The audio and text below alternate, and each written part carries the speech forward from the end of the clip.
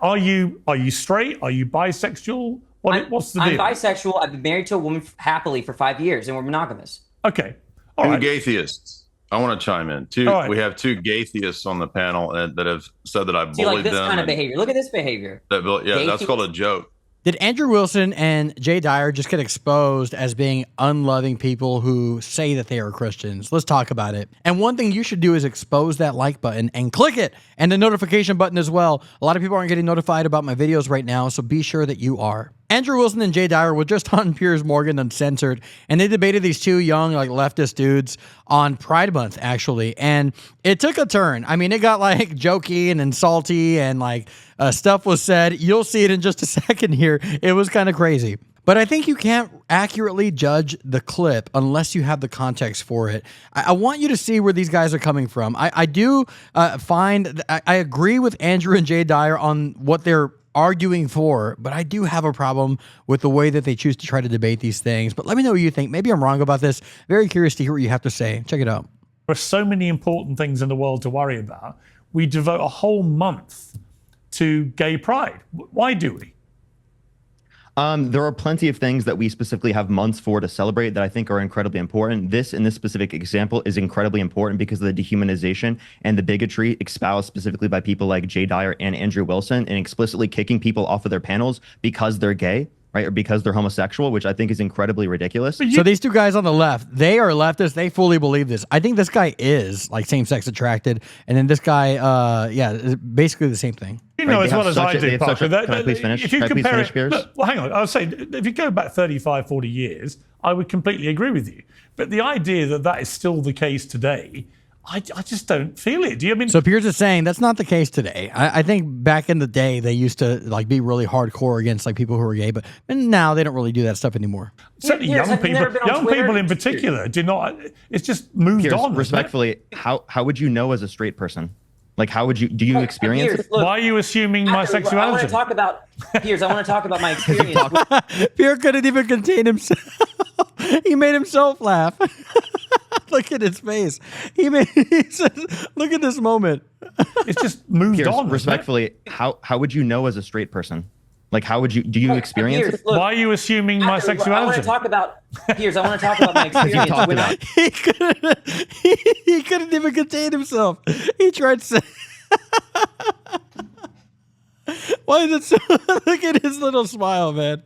He tried making some silly little thing to kind of throw this guy off, and he couldn't even pretend like he wasn't completely straight.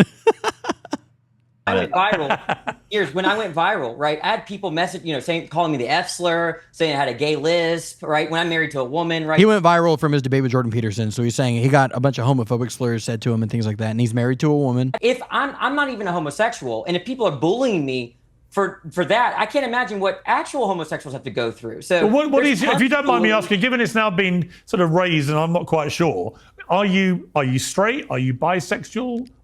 What a debate, man. Again, the really substantive part is coming. What's the I'm deal? bisexual. I've been married to a woman happily for 5 years, and we're monogamous. Okay. All right. Two gaytheists. I want to chime in. Right. We have two gaytheists on the panel that have said that I bullied See, like this them. kind of behavior. Look at this behavior. That's called a joke.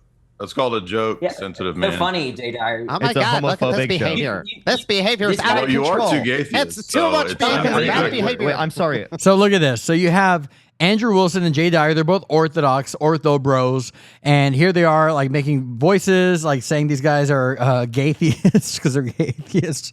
And I'm laughing because it's crazy. It's kind of funny. But again, it's funny, like, in a way that, like, it's crazy that they are saying this because they're about to get challenged on the fact that they purport to be Christians. And this seems to these atheists like an unloving thing. And again, they're not arguing this in bad faith completely, I would say.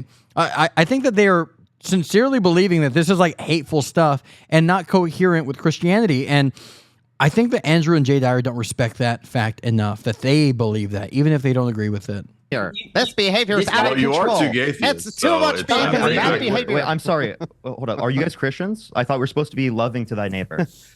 Yeah, Yeah, well, the love only thing- also includes telling you when it's wrong. So you're saying, aren't you Christians? That should be loving to thy neighbor. Now, atheists will abuse that, and they'll say, therefore, you should be accepting of all the lifestyles that we think that you should accept. But at the same time, I don't think that it's completely unfair for him to say, I don't think the way you're acting is coherent with what you say that you are, who you say that you are. And here's why I think that argument can be effective from an atheist perspective. They can say, the way you're acting right now is both not coherent with what Christianity is, and two, let's say that you are behaving in a Christian way. That is a fruit of Christianity that I think is not fruit, pardon the pun.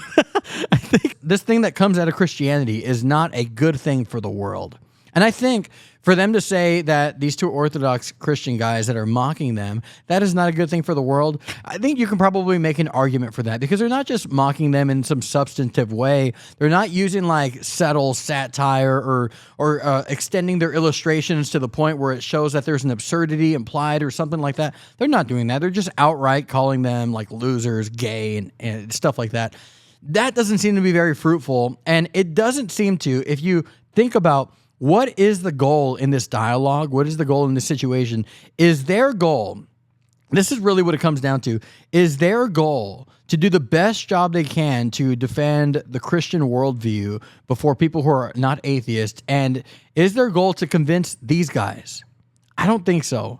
And it should be, but I don't think that's their goal. Otherwise, they wouldn't talk to them like this. I think that if they sat across the table from someone, they wouldn't talk to them like that. If their goal is to entertain, though, if their goal is to entertain, then they're doing what they're supposed to do.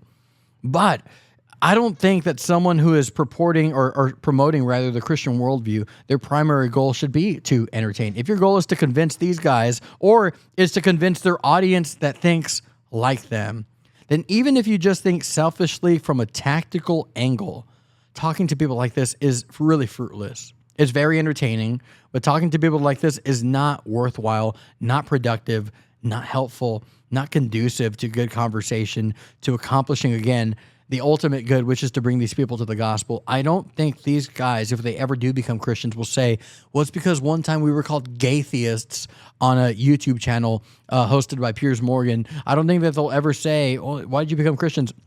Well, because these guys mocked us and said we had silly lisps and funny voices and we had limp wrists or whatever. I don't think that's why they're going to come to Christ. And so if that's your goal, then you're not even, if you're just going to think about it selfishly from a tactical angle, you're not accomplishing that. But if your goal is to show the love of Christ, then I don't think you can find an instance where he really talked to people like this, just openly and brutally mocked them instead of giving them something substantive to really think about. Again, there's stuff that happened in this debate, stuff that happened in this conversation that was more substantive, but they really do make things way harder on themselves if they want to affect change in these people for good by showing things that even a lot of atheists wouldn't do in a debate. Let me know what you think. Very curious to hear what you have to say. Like the video, subscribe to the channel, consider supporting on Patreon. I love you so much. God bless you. Lord willing, I'll talk to you soon. Take care. Goodbye.